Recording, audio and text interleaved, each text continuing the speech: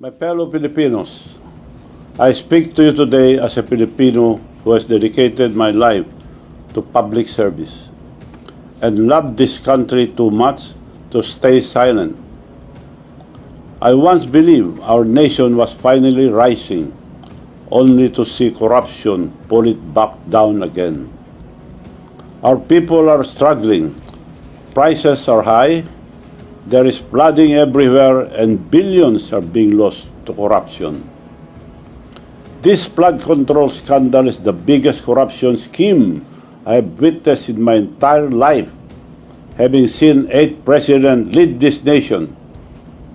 This is an obvious, well-orchestrated scheme created by this administration to exploit the country's national budget for personal gain. The floods have only worsened during Marcos Jr. administration. Why? Because there was never a master plan for flood control. Only scattered projects approved anywhere and everywhere, without coordination, flood mapping studies, or honesty. Worse, our farmers' crops keep getting destroyed because a dike meant to protect the river failed. Family homes continue to be washed away by flash flood, and our children, the poor, and the entire nation is paying this price.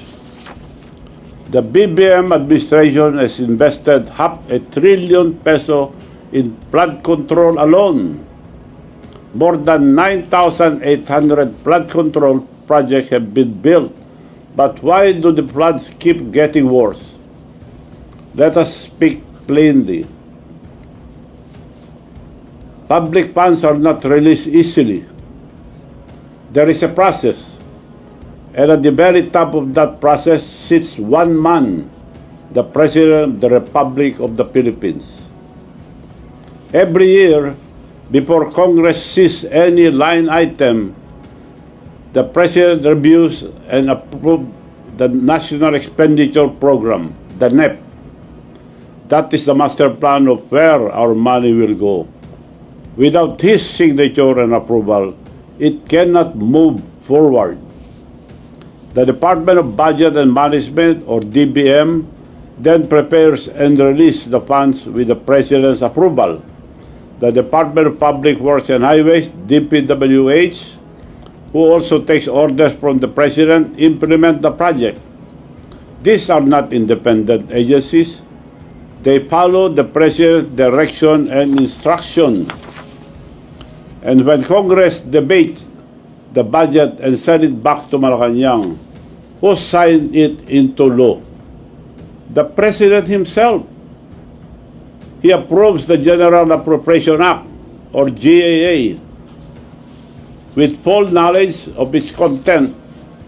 So when the Congress and Senate inserted $450 billion in public work funds and Marcos Jr. vetoed only $29 billion, it means he personally reviewed the remaining $421 billion in infrastructure. It is also means he conferred with his first cousin, Speaker of the House of Representatives, Martin Romualdez. He also chairs the Cabinet Cluster of Disaster Preparedness and Infrastructure, which means he should be leading the creation of a genuine, science-based national flood control plan. He is responsible for the long-term plan of his own Build Better More program. But instead, it has turned into Build More, Waste More. Every major flood project, every rehabilitation program, every large-scale public works, all of it passes through his desk. He reviews every plan and approves every peso. So tell me, how can anyone say, I don't know? How can he say, you should be ashamed of yourself? Perhaps it is you that you should be ashamed of yourself, Mr. President. Filipinos' hard-earned pesos have disappeared into flood controls projects like ghosts. Who carries the ultimate responsibility? It is not the officials, not the engineers, not the contractors. It is the president who holds the power and the trust of the nation. Corruption has been allowed to flood every agency of this government. It is a failure of leadership at the very top. What our president is doing is shifting the blame to others to save himself. That, ladies and gentlemen, is called a weak leader. Let me ask this simple question. Why is the ICI, the Independent Commission on Infrastructure, not investigating Ilocos Norte? Did you know that majority of the flood control projects in Ilocos Norte are contracted to either the DISCAYAs or the newly elected Lawag mayor, handpicked by the president himself? Almost 4 billion pesos has been funneled to this mayor, who is their favorite contractor since Bongbong administration. Why is this not being flagged? The controversial DISCAYAs themselves have 2.7 billion flood control projects that are paid in advance, with some uncompleted in Ilocos Norte. Why are the investigations skipping Ilocos Norte? The clearest example of how corruption hides under political protection. If he is doing this in his own province, then there is no doubt he is doing this to the rest of the country. I challenge you, Mr. President, to order your so-called independent body, the ICI, to begin this probe in your own province of Ilocos Norte. Prove credibility first before diverting blame to others. I challenge the youth and the religious group to accompany the ICI in their investigation of Ilocos Norte. I urge the public to call out the engineers and contractors in Ilocos Norte to stop protecting the mastermind. Look at how they will spin the story and try to silence me. The so-called plunder case they filed against me is a baseless complaint, a political weapon meant to destroy me because I have chosen to speak the truth about corruption at the highest level. If there is any truth to any accusations against me, I am willing to go to jail. I am a man of one word. The complainant of this plunder case, Attorney Tilly Cordero, who has a record of being suspended for 6 months by the Supreme Court for violation of the Code of Professional Responsibility, or CPR of lawyers. She even came to my house asking for money, proof of pictures which I will post publicly. She is the first cousin of the mayor I defeated in Narvacan, Mayor Edgardo Zaragoza, the most corrupt mayor that Ilocos Sur has ever had. For 33 years that he and family were mayors, there has been no progress, no new municipal building, no new market, and barely any infrastructure except ghost project. This mayor even had ghost farmers to convert public funds to the mayor's pocket. In my barangay Solbec alone, they appropriated 9 million pesos for the benefits of 65,000 ghost farmers, while the official registered farmers are only 80, with the whole population of Narvacan being only 44,000. I filed that case 10 years ago, but the Ombudsman has not even touched that very blatant case up to now. Why have they accepted this fake complaint against me in just one day, but not act on the real plunder case I have filed against Mayor Zaragoza? This is how they operate: silence the whistleblower and protect the corrupt. They attack me because I'm not afraid to tell the truth. But take note, all their paid online troll farms and their attack dogs will never silence me. My countrymen, let us no longer be fooled. We keep trusting the same name. We are told that Ferdinand Bongbong Marcos Jr. will redeem the Marcos corruption curse on the Filipinos. But look around, his government agencies are flooding with corruption, and before it blows up into his face, He used the Suna to tell the story as if he is the hero who uncovered the mess to save himself while deflecting the blame on others. Let's not be made stupid.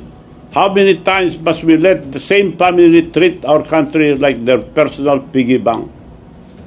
How many times must we trust the same name and expect a different result? If we truly love our country and children, then we must break this cycle. We are on the verge of exposing the biggest corruption scandal in the Philippine history. And should stop now. We should not stop now. Let us not allow the ICI, which was created by the President himself, to control or limit the investigation. Allow different groups to investigate in the ICI who will not be afraid to ask hard questions, and it should be viewed publicly for transparency. We cannot let them protect his friends and his cousins, his family, and most of all, the President himself. Now that the truth is out, we cannot wait for change. We must force it. Thus in power will not fix this system. It must be the people. First, to our farmers and workers, demand accountability. Your fields are still flooded even after billions have been spent. Your roads keep collapsing after every storm, and your towns still sink in mud. Second, let the student lead, stand up, organize, and lead the peaceful but powerful movement. This is your future. They are stealing. Stand united. When the youth stand united as one, no power can silence them. Third, and I appeal to all politicians, politicians should set aside ambition. Forget colors, forget alliances. This is no longer about politics. This is about restoring the nation's honor. Those who still have integrity, speak now. History will remember the few who stood up and forget the many who stayed silent. Fourth, the police and armed forces stand with the people, not with the powerful. You swore an oath to defend the Republic, not any single politician. When the people protest peacefully, please protect them. Do not prosecute them. For our mutual education, the primary provision that defines the duty of the armed forces of the Philippines under the Constitution is Section 3, Article 2, which provides, thus, civilian authority is at all times supreme over the military. The armed forces of the Philippines is the protector of the people and the state to secure the sovereignty of the state and the integrity of the national territory. Reading the above provision does not say that the AFP is the protector of the President and his government. It says protector of the people and the state. And finally, to all Filipinos, demand accountability at the top. The truth can no longer be hidden, and the people will no longer be silenced. We are not stupid. We deserve better. Our children deserve better. If we stay silent, the truth will be buried again, and our children will pay the price. This is not about politics. It is about true or sober leadership and accountability. If the President cannot face the truth and take responsibility for his failures, he must step aside for the sake of the nation. A voluntary resignation would not be a humiliation. It would be an act of dignity, a rare moment of courage that could still restore trust in our institution. Every peso diverted and every project that doesn't exist is not just a waste. It is a loss of life, loss of security, loss of dignity.